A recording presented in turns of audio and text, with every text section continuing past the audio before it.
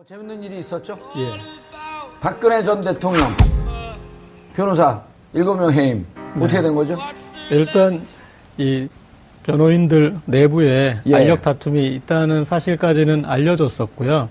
그런데 이 예상했던 거하고 다른 결과가 났습니다. 어허. 대부분의 변호사들이 유영하 변호사에 대해서 문제 제기를 하고 있었기 때문에 유영하 변호사가 이제 좀 까이는 거 아닌가 그런 이제 예측을 했었는데 밀려나는 거 아니냐? 네. 까이는 거 이거 방송에 적합한 용어예요. 네. 근데 좀 더 적합한 표현일 것 같아서. 그러면 어쨌든 그렇게 유영하 변호사가 좀 이제 문제제기가 되는 국면이었는데 오히려 역으로 유 변호사 혼자 나머지 7명의 변호인을 왕따시켜버리는 좀 황당한. 최명성. 이제 그분은 이제 거의 유영하 변호사가 하는 시킨 일을 좀 하는 정도의 그냥 좀 새끼 변호사니까 대세에서 뭐 언급할 정도는 아닌 것 같고요. 예. 어쨌든 오히려 다수가 유 변호사에 의해서 왕따 당해버리는 그런 재밌는 결과가 나온 것 같습니다. 여기서 제가 봤을 때 이제 박근혜 전 대통령의 기존에 반복되던 문제가 한 3가지 정도 저는 예. 이제 여기서 또 재현되는 것 같은데 예. 첫 번째로는 여전히 문고리 권력에 약하다. 그러니까 자기 주변 사람, 자기랑 늘 얘기하는 사람 말만 듣고 상황을 그렇게 이해하는구나. 그 다음에 유체이탈 문제. 자기 문제였잖아요. 자기가 문제였잖아요. 예. 근데 계속 자기 변호사들이 문제라고 또 생각을 하고 있는 거고.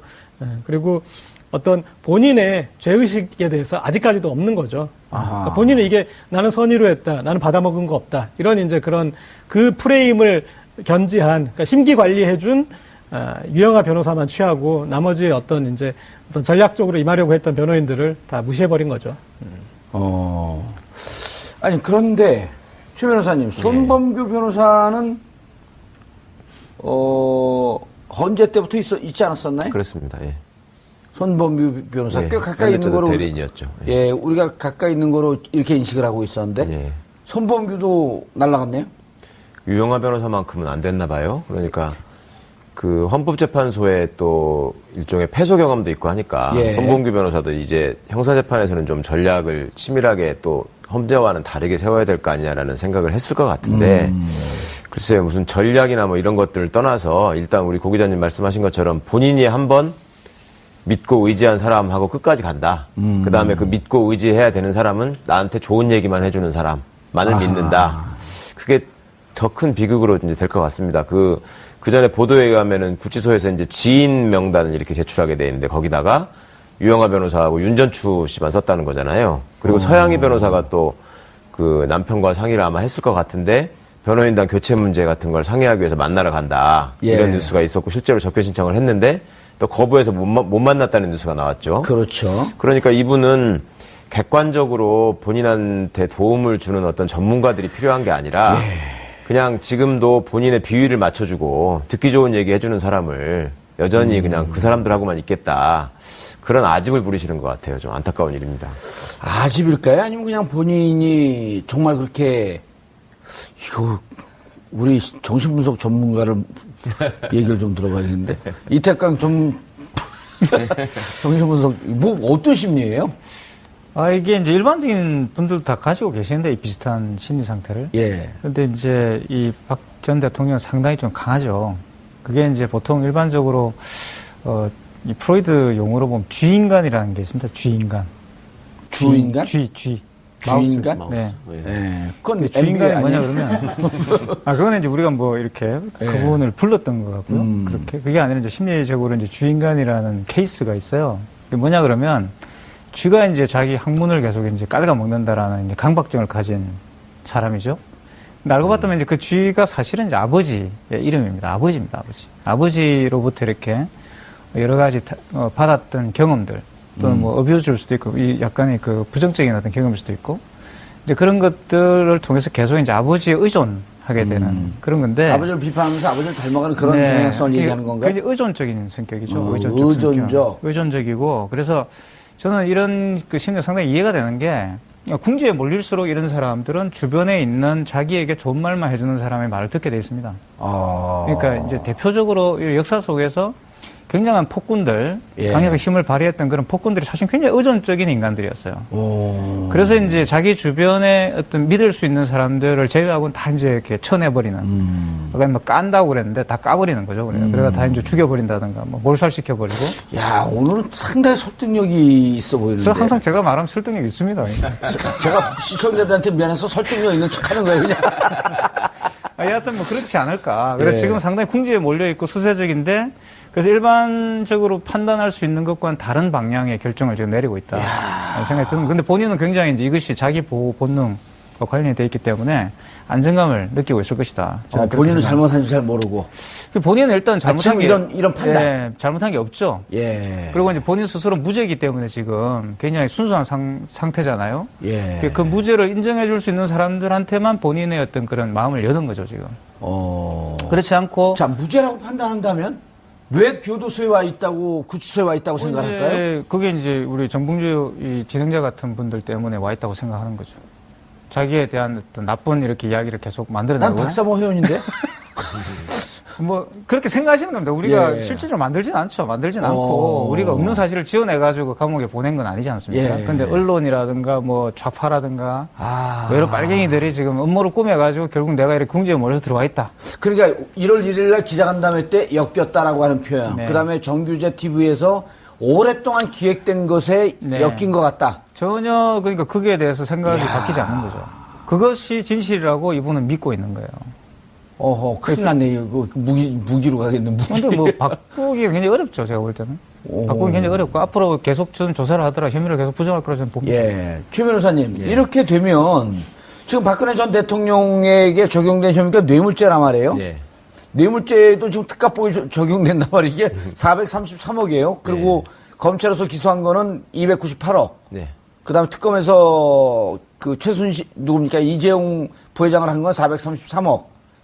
298억만 돼도 역대 최고의 뇌물 아닌가요? 거기다가 지금 더 추가될 수도 있잖아요. 나머지 재벌 그룹들. 그렇죠. 아직, CJ, 롯데. 예. SK. SK. 예. 다 빠져 있으니까 현재까지는.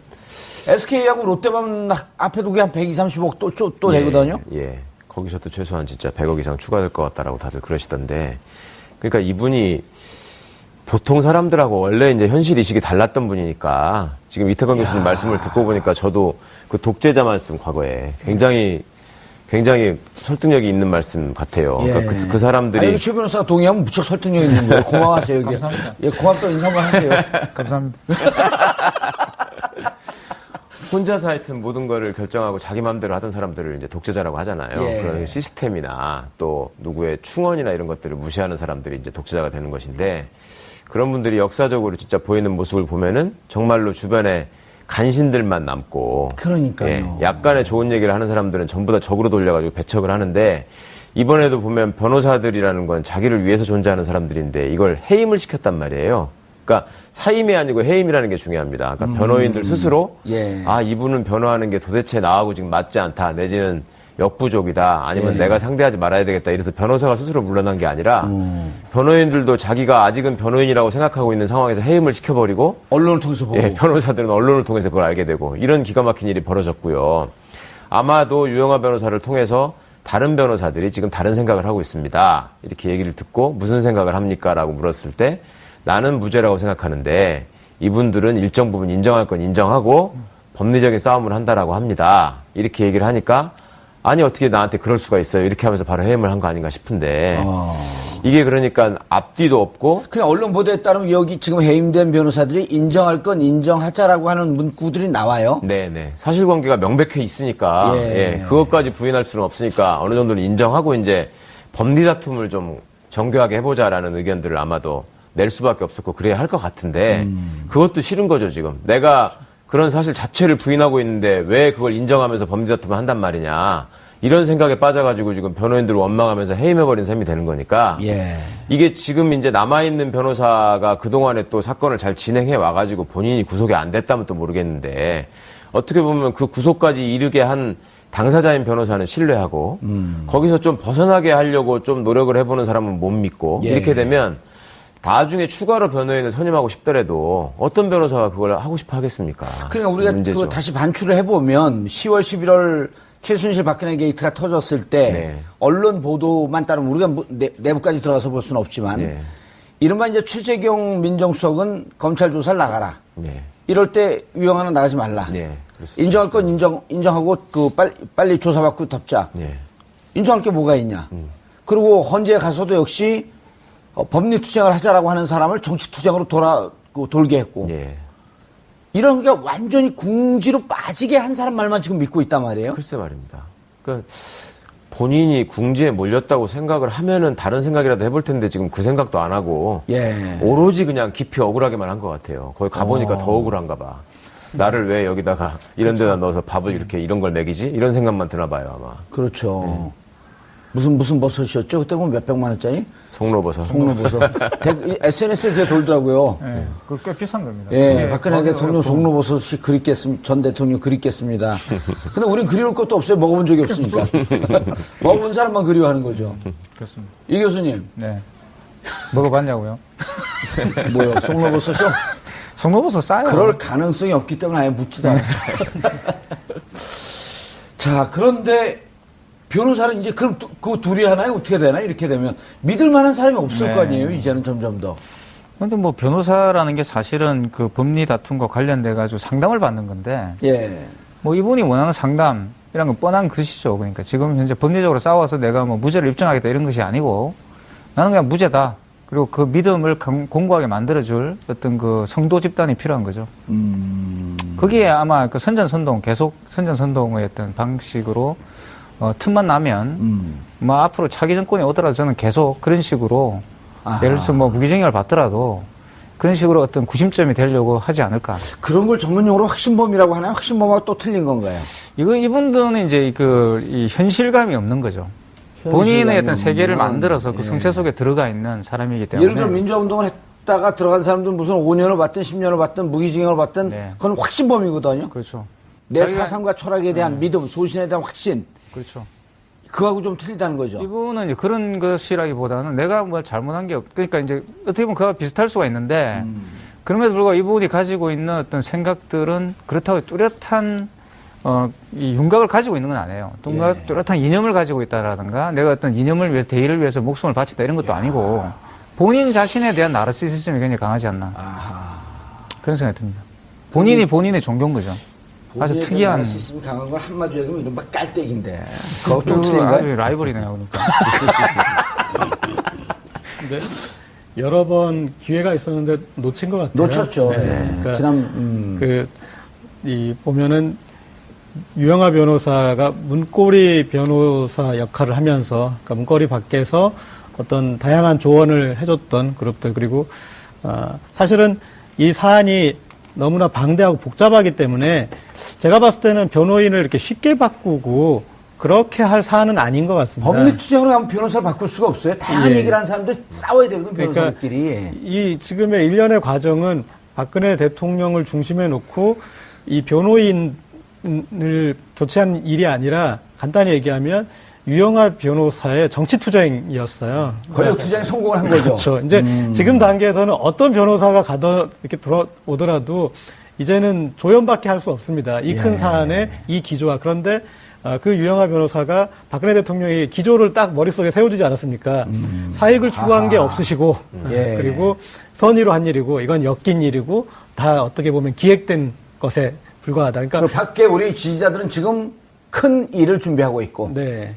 그러니까 그런 기조로 돼서 기존에 최재경 전 수석을 영입할 기회나 그리고 또 사실은 헌재에 이 보충된 그 변호인단은 사실은 헌재 그 전에 이렇게 활동을 해야 됐을 분입니다. 왜냐하면 이 사안은 헌재 갈 사안이 아니다. 헌재 가도 뭐 판단이라도 의미가 없다. 이제 그런 얘기를 할 거였으면은 이거는 헌재 판결 전에 10월 9일 이전에. 활동하셨어야 되는 분인데 이게 뭐 마치 광복절 이후에 독립운동하신 것처럼 이렇게 이미 넘어갔는데 그거에 대해서 부정하는 이제 의미 없는 일을 했는데 이런 과정들을 그런 분들은 다 조연이었고 결국은 이제 유영하 이렇게 한 명만 남았는데 전에도 말씀드렸지만 이분이 그동안 이제 정치권을 여러 번 이렇게 그 선거에 나오시면서 예. 변호에 좀 소홀하셨는데 유난히 잘하는 거는 파렴치범 변호에 좀 잘하시더라고요. 이렇게 어허. 승률을 보면 그런데 이제 그분만 남은 이 사안이 제가 봐서 참 안타깝습니다. 예. 진짜 안타까운 건 안타까운 척 하는 거예요. 전혀 안타깝지 않으면서 입으로만 안타깝다는 게 실감이 안 되는데. 안타까운 걸로 해주세요. 예. 여기서 또 재현되는 것 같은데, 예. 첫 번째로는 여전히 문고리 권력에 약하다. 그러니까 자기 주변 사람, 자기랑 늘 얘기하는 사람 말만 듣고 상황을 그렇게 이해하는구나. 그 다음에 유체이탈 문제.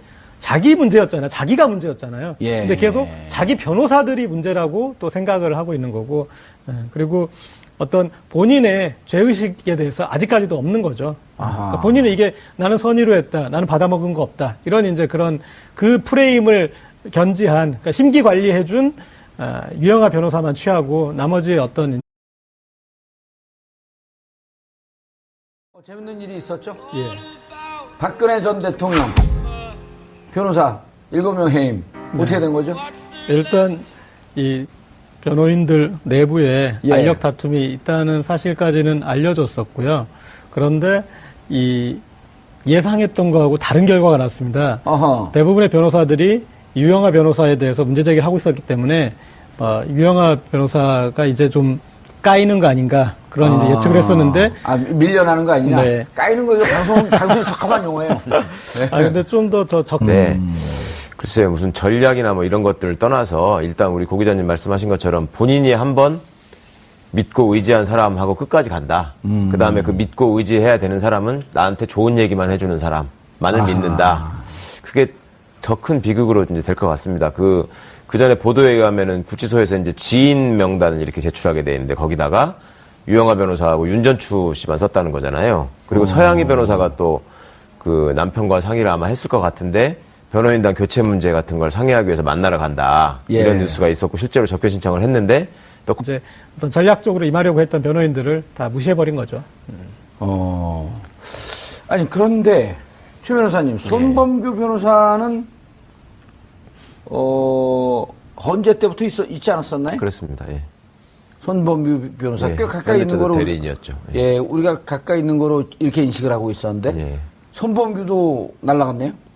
유영하 변호사만큼은 안 됐나 봐요. 그러니까 그 헌법재판소에 또 일종의 패소 경험도 있고 하니까 예. 손범규 변호사도 이제 형사재판에서는 좀 전략을 치밀하게 또 헌재와는 다르게 세워야 될 거 아니냐라는 생각을 했을 것 같은데. 적합한 표현일 것 같아서. 그러면 어쨌든 그렇게 유영하 변호사가 좀 이제 문제제기가 되는 국면이었는데 오히려 역으로 유 변호사 혼자 나머지 7명의 변호인을 왕따시켜버리는 좀 황당한. 최명성. 이제 그분은 이제 거의 유영하 변호사가 하는 시킨 일을 좀 하는 정도의 그냥 좀 새끼 변호사니까 뭐 대세에서 뭐 언급할 정도는 아닌 것 같고요. 예. 어쨌든 오히려 다수가 유 변호사에 의해서 왕따 당해버리는 그런 재밌는 결과가 나온 것 같습니다. 여기서 제가 봤을 때 이제 박근혜 전 대통령의 기존에 반복되던 문제가 한 3가지 정도 저는 예. 이제